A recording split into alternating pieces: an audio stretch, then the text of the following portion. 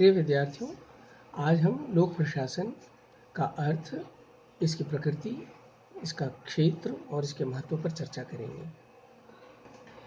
उपयुक्त जो हमारा शीर्षक है, इसको हम कई भागों में देखेंगे। सबसे पहले हम ये जानने की कोशिश करेंगे कि भाई लोक प्रशासन का संबंध आखिर किस विषय वस्तु, इसकी विषय वस्तु क्या है, इसका संबंध किससे है और इस प्रशासन का क्या अर्थ होता है, लोक प्रशासन का क्या अर्थ होता है, इसकी क्या परिभाषाएं हैं, इसकी क्या प्रकृति है। प्रकृति के संदर्भ में आप विशेषकर प्रबंधकीय और एकीकृत दृष्टिकोण की चर्चा करेंगे। इसके पश्चात लोक प्रशासन का क्षेत्र, जिसके संदर्भ में दो दृष्टिकोण हैं, एक संकुचित और दूसरा विस्तृत दृष्टिकोण, इसके संदर्भ में चर्चा करेंगे। फिर इसके महत्व के बारे में जानेंगे। तो हम चलते हैं सबसे पहले लोक प्रशासन विषय का संबंध किससे है, अर्थात हम इसमें किस प्रकार के क्रियाओं का अध्ययन करते हैं। तो सर्वप्रथम जानने योग्य बात यह है कि लोक प्रशासन का संबंध राज्य की क्रियाओं से है, राज्य की भूमिका से है। और राज्य, आप जैसा जानते हैं कि राज्य जो है, इसका उद्देश्य सार्वजनिक जीवन को सुरक्षित और व्यवस्थित बनाए रखने के लिए हुआ। इसका उद्भव हुआ, ये आखिर राज्य आया इसीलिए था। राज्य की जो संकल्पना की गई थी वो इसलिए की गई थी कि सार्वजनिक जीवन को कैसे सुरक्षित और व्यवस्थित बनाए रखा जाए। तो राज्य के अनेक रूप थे। जैसे प्राचीन काल और मध्यकाल में हम राजतंत्र देखते थे। एक शासक के रूप में एक राजा था और उसकी जो जनता थी, उस जनता के ऊपर उसका शासन था। शासन का दो उद्देश्य था। एक उद्देश्य था अपने राज्य को सुदृढ़ बनाए रखे और उसको जो है शांति व्यवस्था बनाए रखे, राज्य के नागरिकों के जीवन को थोड़ा बेहतर बनाने का प्रयास। उसके लिए राजा स्वयं निर्णय लिया करता था। उसकी अपनी एक परिषद भी हुआ करती थी जो उसको मंत्रणा कार्य करती थी, परंतु राजा जो था वो अंतिम रूप से वही निर्णय लिया करता था। तो प्राचीन मध्यकाल में हम एक राजतंत्र के रूप में राज्य को पाते हैं। लेकिन जैसे जैसे समय बदलता गया, मानवीय सभ्यता का विकास हुआ, तो राज्य का जो दृष्टिकोण था वो अधिनायकवादी से और इसकी जो प्रकृति थी कुलीन तंत्रीय पितृसत्तात्मक, इससे परिवर्तित होते हुए और इसका जो आधुनिक समय में हम देखते हैं कि एक लोक कल्याणकारी राज्य के रूप में बदल गया। कई कारण थे। ऐतिहासिक घटनाएं अगर हम देखें तो आप देखिए, वाणिज्यवाद का उदय, औद्योगिक क्रांति, पुनर्जागरण, पुनरुत्थान, राष्ट्र राज्यों का उदय और उग्र राष्ट्रवाद, इस प्रकार से उपनिवेशवाद, साम्राज्यवाद, ये सारी जो घटनाएं थी, इन सारी घटनाओं ने राज्य की प्रकृति बदल दी। यानी कि जहाँ पहले केवल राजा या शासक की मर्जी से कार्य होता था, अब वो चीज़ें बदलकर राजा स्वयं अपने हित और अपने उद्देश्यों को पहले पूरा करता था, लेकिन अब उसकी बाध्यता हो गई कि वह जनसाधारण के लिए सोचे और कार्य करे। तो इसलिए राज्य की प्रकृति में परिवर्तन हुआ और यह जो परिवर्तन है, इसका प्रभाव उसकी संरचना, उसके उद्देश्य, कार्यप्रणाली पर भी हमको दिखाई देता है। तो जैसे जैसे राज्य की प्रकृति में परिवर्तन होता चला गया, वैसे वैसे सरकार के कार्यों में भी बदलाव हम देखते हैं। तो आज देखिए, राज्य जो है, राज्य का जो क्रियात्मक पहलू है, जिसको हम कहते हैं क्रियात्मक पक्ष, वह है सरकार। तो सरकार जो है वह उसके कार्य बहुत बढ़ गए हैं पहले की तुलना में।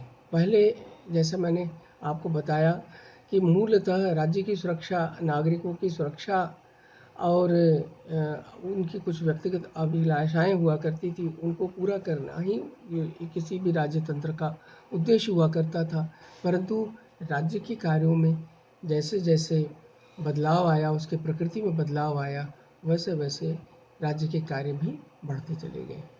तो देखिए, राज्य कार्यों में बढ़ती तकनीकी जटिलताओं ने आज के संदर्भ में अगर हम कहें कि राज्य जो सरकार है उसकी भूमिकाएं बहुत बढ़ गई हैं और इन भूमिकाओं के बढ़ने के कारण उसमें काम करने वाले जो प्रशासनिक अधिकारी हैं उनकी भी भूमिकाएं महत्वपूर्ण हो गई हैं। इस तरीके से हम आगे देखें कि भाई लोक प्रशासन का आखिरकार संबंध किससे है, तो ये सबसे महत्वपूर्ण बात है जो आपको ध्यान में रखनी है, वो ये है कि लोक प्रशासन विषय का संबंध राज्य के क्रियात्मक भाग से। अभी तक हमने जैसे राज्य की बात की कि भाई राज्य क्या है, तो राज्य का संबंध जो है वह नागरिकों के जीवन को बेहतर बनाने से, पर और राज्य जो भी क्रियाएं करता है वह क्रियाएं जो उसका जो अंग है सरकार, उसके माध्यम से करता है। तो लोक प्रशासन जो विषय है उसका संबंध राज्य के क्रियात्मक भाग से है। राज्य की प्रकृति क्या है, राज्य का उद्देश्य क्या है, राज्य के कौन कौन से तत्व हैं, ये सारी चर्चाएं हम राजनीति विज्ञान विषय के अंतर्गत करते हैं, परंतु लोक प्रशासन में हम राज्य के क्रियात्मक भाग पर हमारा विशेष ध्यान रहता है। तो लोक प्रशासन विषय का संबंध राज्य के क्रियात्मक भाग से। इसके अंतर्गत सरकार के उद्देश्य, इसकी संरचनाएं, कार्य प्रक्रियाएं, व्यवहार का अध्ययन किया जाता है। राज्य की प्रकृति चाहे कैसे भी हो, जैसे मैंने कहा, राज्य अधिनायकवादी भी हो सकता है, पूंजीवादी भी हो सकता है, इसकी प्रकृति समाजवादी भी हो सकती है। चाहे राज्य का स्वरूप कैसा भी हो या राज्य की प्रकृति कैसी भी हो, राज्य के जितने भी दायित्व हैं उनको पूरा करने के लिए, है ना, मूलतः लोक प्रशासन ही एक संस्था है जो उसके उद्देश्यों को पूरा करती है। तो अब हम आपको ये कहना चाहेंगे कि भाई लोक प्रशासन विषय का संबंध किससे है। तो देखिए, आधुनिक समय में लोक प्रशासन का संबंध सरकार के द्वारा लोकहित में निर्धारित विभिन्न कल्याणकारी नीतियों के क्रियान्वयन तंत्र के अध्ययन से, यानी वह तंत्र जो सरकार के नीतियों को क्रियान्वित करता है, मूलतः उसका संबंध लोक प्रशासन से है। इसकी जो विषय वस्तु है, वो विषय वस्तु क्या है, जो लोकहित का निर्धारण करना और इसका क्रियान्वयन करना, और इसके लिए आवश्यक प्रशासनिक तंत्र का निर्माण एवं संचालन। तो अब आप देखिए कि लोक प्रशासन विषय मूलतः क्या है, तो यह सरकार के विभिन्न कार्यों को हम लोक प्रशासन की संज्ञा दे सकते हैं। सरकार के विभिन्न कार्य का उद्देश्य क्या है, लोकहित का निर्धारण है और इसके क्रियान्वयन के लिए आवश्यक प्रशासनिक तंत्र का निर्माण, उसका संचालन और उसके प्रभावों का भी मूल्यांकन करना है, और ये देखना है कि क्या जो नीतियाँ बनाई गई या जो उनका क्रियान्वयन किया गया वह कितना प्रभावी सिद्ध हुआ, तो अगर उसमें कोई कमी है तो उसको कैसे और ठीक किया जाए। तो यह सारे कार्य लोक प्रशासन के अंतर्गत अध्ययन किए जाते हैं।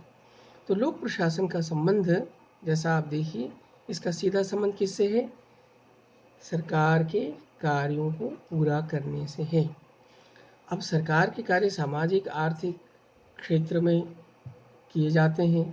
इसका उद्देश्य प्रत्येक व्यक्ति का सर्वांगीण विकास करना है। तो हम ये कह सकते हैं कि लोक प्रशासन जो है वह किसी भी देश के सामाजिक और आर्थिक परिवर्तन का केंद्रीय कारक बन जाता है। एक आम व्यक्ति राज्य से जो भी अपेक्षाएं करता है उसको पूरा करने की जिम्मेदारी प्रशासन की होती है।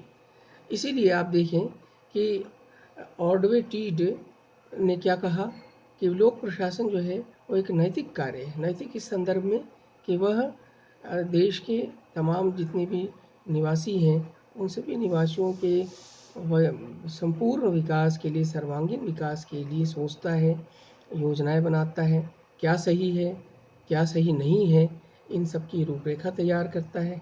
तो इस प्रकार से यह एक नैतिक कार्य है, और प्रशासक जो होते हैं, जो नीतियों को क्रियान्वित करते हैं, उनको उन्होंने एक नैतिक अभिकर्ता कहा है। तो ऑर्डवे टीड जो है लोक प्रशासन को एक नैतिक कार्य और एक प्रशासक को एक नैतिक अभिकर्ता मानते हैं। और इसलिए क्योंकि लोक प्रशासन ही मानवीय जो सभ्यता है उसको उसने बनाए रखा है, तो सारी जिम्मेदारी इस रूप में लोक प्रशासकों की होती है कि वह समाज का सर्वांगीण विकास करे, व्यक्ति का सर्वांगीण विकास करे। तो इसलिए यदि किसी देश में समस्याएं हैं, वहाँ पर संघर्ष है और समाज बेहतर तरीके से विकास नहीं कर पा रहा है, तो सभ्यता का यदि पतन होता है तो लोक प्रशासन की विफलता मानी जाएगी, ऐसा W.B. डॉनेहम कहते हैं। तो इस प्रकार से लोक प्रशासन जो विषय है इसका संबंध सीधा सीधी हम कह सकते हैं सरकार के कार्यों को पूरा करने से। और इसी संदर्भ में हम इसके अर्थ को देखें। लोक प्रशासन का अर्थ क्या हुआ? लोक प्रशासन सरकार के कार्यों को पूरा करने वाली जो संस्थाएं हैं, यानी जो भी प्रशासनिक तंत्र है उसमें कार्यरत जितने भी लोग हैं जो सरकार के उद्देश्यों को पूरा करते हैं, उसका संबंध लोक प्रशासन से है।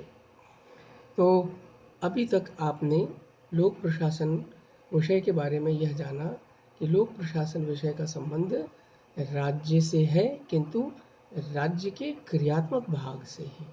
यानी राज्य जो भी कार्य करता है वह लोक प्रशासन विषय का की विषय वस्तु बनती है।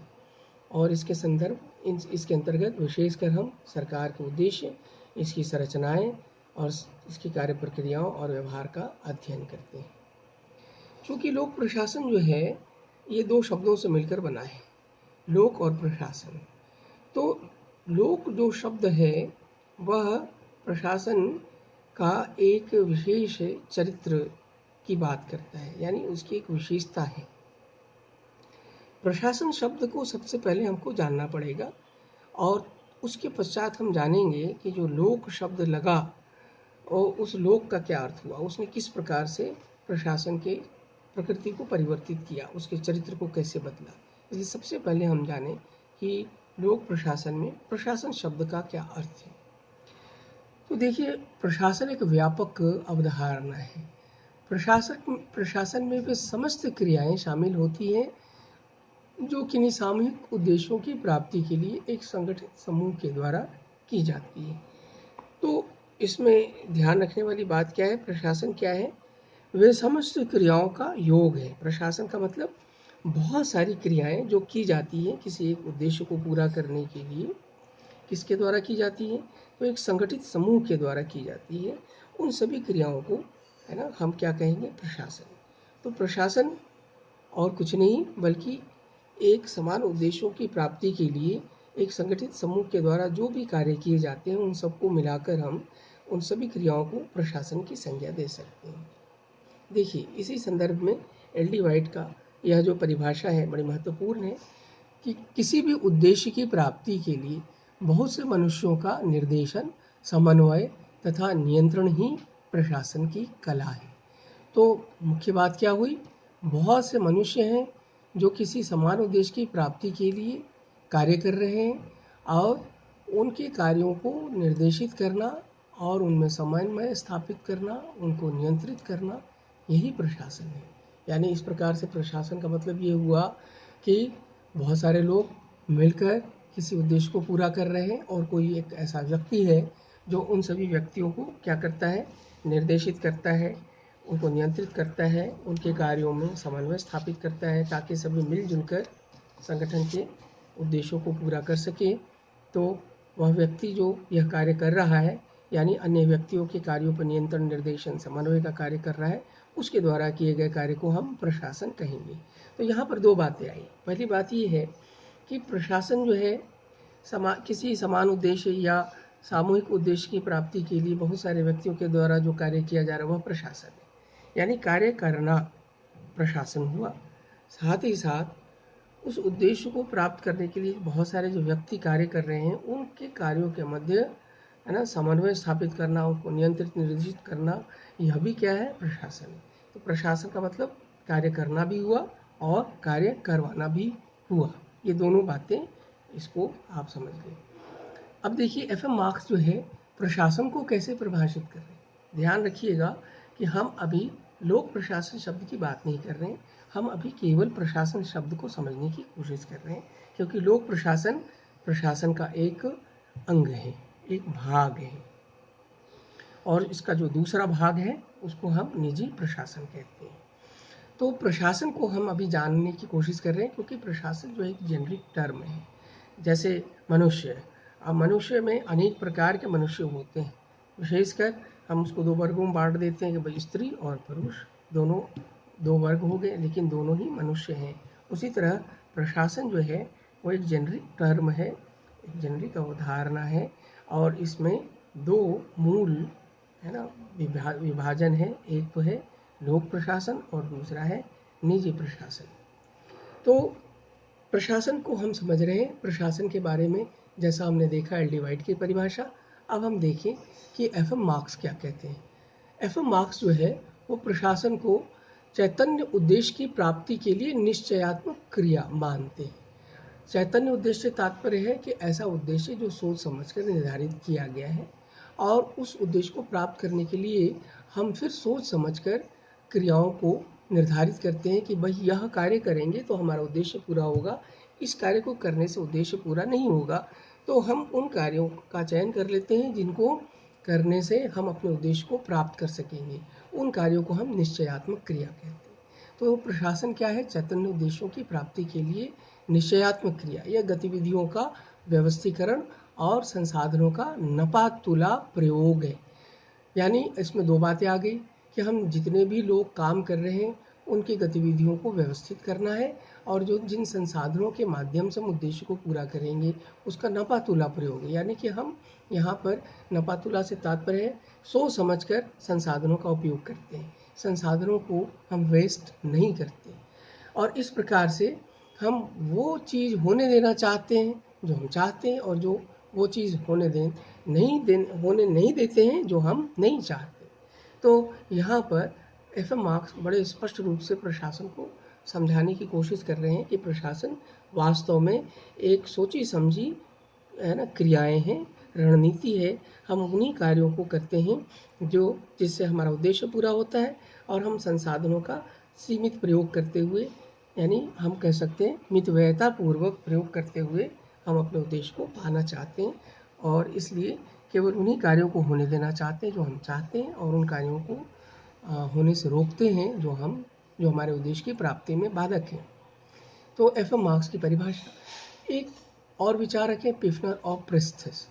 अब ये देखिए प्रिफनर प्रेस्थस ने बहुत दो महत्वपूर्ण बातों पे फोकस किया है। पहला कि भाई वांछित उद्देश्यों की प्राप्ति के लिए, यानी जो हमारे उद्देश्य, ऐसे उद्देश्य जो हम चाहते हैं उसको पाने के लिए मानवीय तथा भौतिक संसाधनों के संगठन और संचालन को प्रशासन कहते हैं। तो प्रशासन क्या है? मानवीय और भौतिक संसाधन। भौतिक संसाधन से हमारा तात्पर्य है जैसे कि कोई सामग्री, वस्तु, कोई तकनीक है ना, इनका हम इस प्रकार से प्रयोग कर रहे हैं, मशीनरी है उनका हम प्रयोग कर रहे हैं और इन सबको इस्तेमाल करने वाले जो लोग हैं वो तो व्यक्तियों और संसाधनों का इस प्रकार से प्रयोग करना कि हम अपने उद्देश्यों को प्राप्त कर सकें। तो लेकिन उनके प्रशासन में महत्वपूर्ण शब्द दो आते हैं, वह है संगठन और संचालन। तो ये जो संगठन और संचालन है किसका हम कर रहे हैं? मानवीय और भौतिक संसाधनों का। इस प्रकार से उनको हम संगठित करते हैं, उनका संचालन इस प्रकार से करते हैं कि हमारा जो उद्देश्य है वो हमको प्राप्त हो जाता है। तो यहाँ पर प्रशासन को हम किसके साथ हमने उसके समतुल्य माना? संगठन और संचालन के संदर्भ में प्रशासन को माना। अब देखिए वित्राम एक गॉस एक अन्य विचारक हैं। उन्होंने संगठन का प्रबंधन, संगठन की गतिविधियों का संचालन, संगठित मानव व्यवहार का शासन, उपक्रम का मार्गदर्शन, कार्यों का समन्वय, समूहों का एकत्रीकरण, व्यक्ति क्रियाओं का निर्देशन, अधीनस्थों का पर्यवेक्षण तथा संसाधनों के प्रयोग पर नियंत्रण ही प्रशासन। यानी प्रशासन का मतलब क्या हुआ? प्रशासन का मतलब ये हुआ कि किसी भी संगठन में जितने भी प्रकार की गतिविधियां संचालित की जा रही हैं, मानवीय व्यवहारों को नियंत्रित करना, कार्यों में समन्वय स्थापित करना, उपक्रम का मार्ग निर्देशन करना और इस प्रकार से संसाधनों का प्रयोग करते हुए हम जो उद्देश्य पूरा करते हैं और उद्देश्य को पूरा करने के संदर्भ में ये जो सारी क्रियाएं की जा रही है, इन सभी क्रियाओं को क्या कहा गया है? प्रशासन। तो आपके दिमाग में एक छवि बन रही है, वो क्या बन रही है? प्रशासन क्या है भाई? तो बहुत सारे व्यक्तियों के कार्यों पर नियंत्रण रखना, अपेक्षित उनसे कार्य व्यवहार प्राप्त करना, उनके कार्यों में समन्वय स्थापित करना, संसाधनों का सही तरीके से प्रयोग करना ताकि हमारा उद्देश्य पूरा हो जाए और इसी को क्या कहते हैं? प्रशासन। प्रशासन जो है वो बहुत सारे क्रियाओं को करवाना हो गया, बहुत सारे कार्य हो गए। जैसा कि हमने शुरू में देखा था, प्रशासन क्या है, अपने जो निर्धारित उद्देश्य है उस उद्देश्य को पूरा करने के लिए संगठन के अंतर्गत जो भी कार्य किए जाते हैं उसको हम क्या कहते हैं, प्रशासन। तो जो भी कार्य का मतलब क्या हुआ, संगठन का प्रबंधन, संगठन की गतिविधियों का संचालन, संगठित मानव व्यवहार का शासन, उपक्रम का मार्गदर्शन, कार्यों का समन्वय, समूहों का एकत्रीकरण, किसी एक व्यक्ति की क्रियाओं का निर्देशन, अधीनस्थों का पर्यवेक्षण, ये सब बहुत सारे काम हैं। इन सभी क्रियाओं को मिलाकर हम प्रशासन कहते हैं। तो इस प्रकार से आप देखिए, प्रशासन की जो भी परिभाषाएं आपने देखी उससे क्या स्पष्ट हुआ कि प्रशासन एक सांगठनिक क्रिया है। यह सुविचारित सामूहिक उद्देश्यों की प्राप्ति में किए गए समस्त प्रयत्नों और उपाय का सामूहिक नाम है। प्रशासन किसी भी संगठन का क्रियात्मक पक्ष है। तो अब आप देखिए, संक्षेप में हम क्या कहेंगे कि जिन जटिल लक्ष्यों की प्राप्ति के लिए संगठन अस्तित्व में आता है, उन्हें प्राप्त करने के लिए संगठन द्वारा की जाने वाली समस्त क्रियाओं का योग ही प्रशासन है। अब ये ध्यान रखिएगा कि प्रशासन का संबंध सांगठनिक क्रियाओं से है ना। और इसलिए जब भी हम प्रशासन पढ़ते हैं तो यह एक सांगठनिक क्रिया बन जाती है। तो आज हम इसी चीज़ को समझे हैं कि भाई प्रशासन क्या है। अब हम लोक प्रशासन का अर्थ और परिभाषा अगले सत्र में पढ़ेंगे।